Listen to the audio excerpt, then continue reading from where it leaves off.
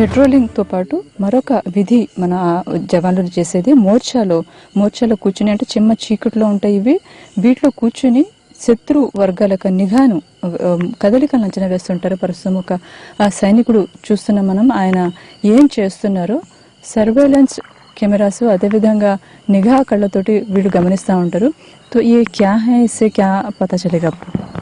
ये night vision goggle है, इसमें रात के अंधेरे में कोई भी हरकत होती है इसमें दिखाई देगा हमारे। कितनी दूर तक आप देख पाएंगे अंधेरे में?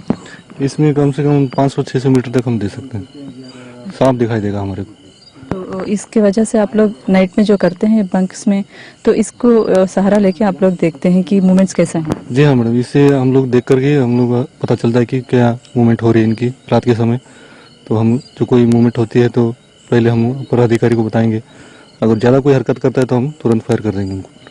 నైట్ విజన్ గూగుల్స్ వంటి అత్యాధునిక ఆయుధాలు ఉన్నాయి. దీంతో 500-600 మీటర్ల పరిధిల వరకు కదలికను గమనించవచ్చు. దీనికంటే అత్యంత ఆధునికమైన, అంటే 2 కిలోమీటర్లు 3 కిలోమీటర్ల పరిధిలో ఉన్న ఇమేజ్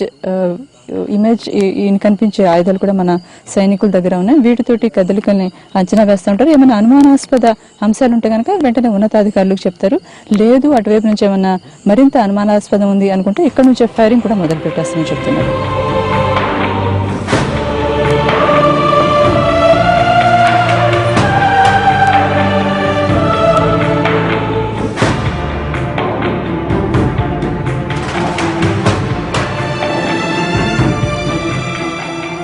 इसमें इनकी शेलिंग भी होती है, जैसे स्मॉल आर्म वेपन्स का भी यूज़ होता है इनका।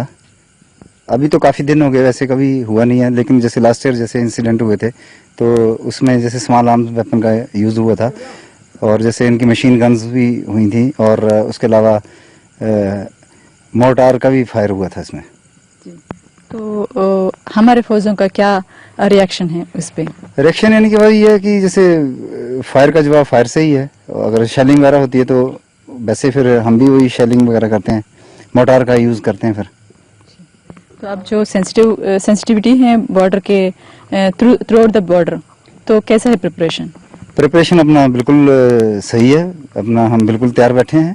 और ये जो इंसिडेंट हुआ था उसके बाद अभी ज़्यादा हाई अलर्ट हो रखा है, और उसी लिहाज से तो हम राउंड द क्लॉक अपना मैन कर रहे हैं बॉर्डर। अगर ये भी चर्चा चल रही है देश में कि इंडिया पाकिस्तान के बीच में दूसरी बार फिर वार आने वाली है, अगर इस हालात हैं तो हमारे फौजों का क्या प्रिपरेशन है?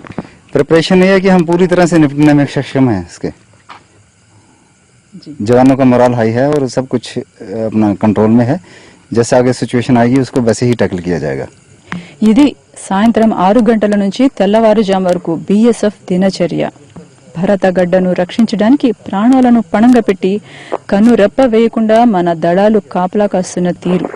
అందుకే 120 కోట్ల మంది భారతీయులం గుండెల మీద చేతులు వేసుకుని నిబ్బడంగా ఉండగలుగుతున్నాం. భారత్ పాక్ సరిహద్దులో ఉగ్రత నేపథ్యంలో అంతర్జాతీయ సరిహద్దుకు చేరుకుంది ఎన్టీవీ. మన సైనిక దళాల సన్నద్ధతను, కమిట్మెంట్ను మీ ముందుకు తీసుకొచ్చే ప్రయత్నమే ఈ గ్రౌండ్ రిపోర్ట్. కెమెరా పర్సన్ రాజేష్తో రెహానా, ఎన్టీవీ, జమ్మూ నుంచి.